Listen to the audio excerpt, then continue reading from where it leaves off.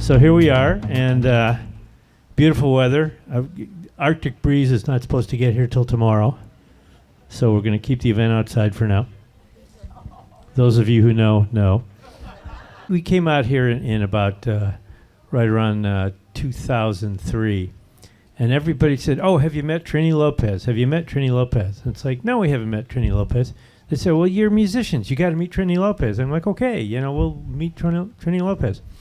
So we were talking to Lisa, who has a house across the street from us in Vista Las Palmas, and she says, "I'm going to throw a party, and I'm going to invite Trini so you can meet him." We're like, "Okay, great." So here we are. There's Trini, larger than life, and we just started talking like we've been friends forever. It was amazing. We talked about guitars. We talked about hats. We talked about all the great rock bands. We talked about the Beatles. I mean, there wasn't anything we couldn't talk about. Just boom, boom like that. Trini always wanted to go to Applebee's. And I'm not going to Applebee's. I didn't come all the way out here to go to Applebee's. So we started taking him out to nice restaurants and things. And while we were there, he would tell us these incredible stories about his life, about hanging out with Frank Sinatra, about learning from Dean Martin how to tie a bow tie, which I'm not wearing. All this just classic stuff. And, we would look at each other and say, somebody's got to get this on film. This stuff is too good. So eventually, my lovely wife had a birthday party.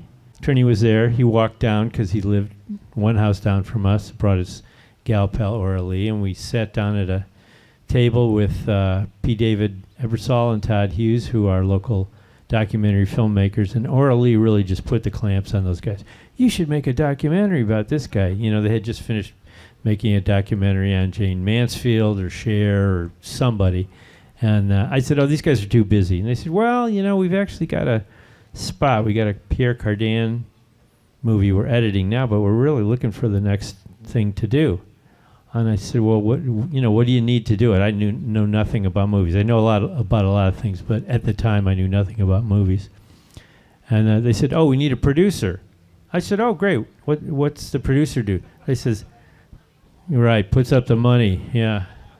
From that movie, we amassed an enormous amount of ephemera, trophies, gold records, costumes, albums, yearbooks, menus from Trini's restaurant, all kinds of stuff that was in the flick. And so what you're going to see in the museum today is the documentary deconstructed into the actual items that we used in there, including Trini's guitars, boots, guitar picks. I mean, you name it. It's all in there. Plus lots of celebrity photos from Trini's music room in his house. We have his piano that Frank Sinatra gave him as a signing bonus. A lot of great stuff. What did I forget? Right now. Hi, everybody. Just real quick before we cut the ribbon, I want to just let you know that Gary, pretty much this is his project. He thought of it. He wanted to do it.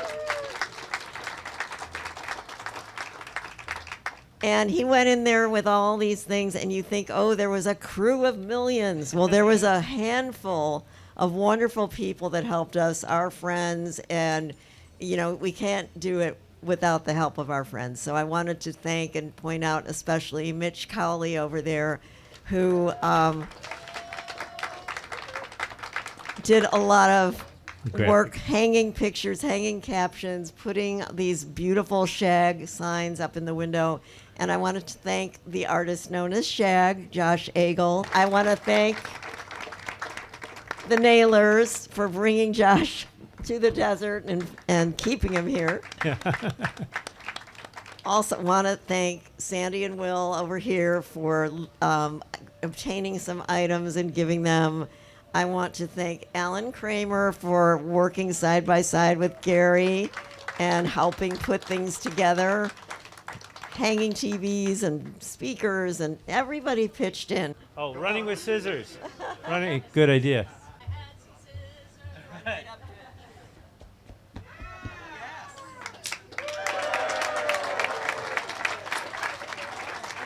Mazel tov. All right, come on in.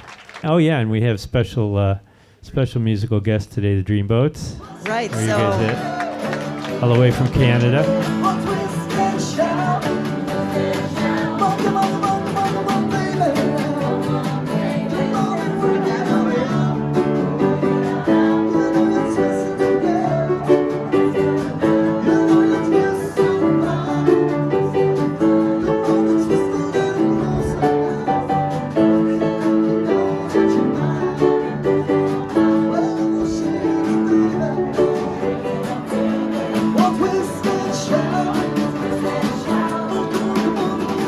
Joan, Gary Gand, how does this make you feel to have this exhibit finally come to life? Well, it's so exciting because we've had all of this ephemera in a warehouse in Palm Springs since we completed the My Name is Lopez documentary in March of 2021.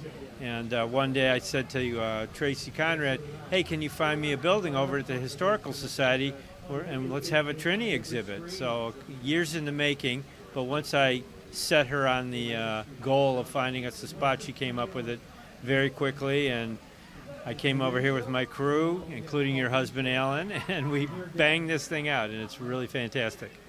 And I know, Joan, you have a lot to say, too, because Trini was not only a neighbor, but a bandmate, really. he was, and a good friend. He was a wonderful guy. You know, anybody who met him immediately loved him.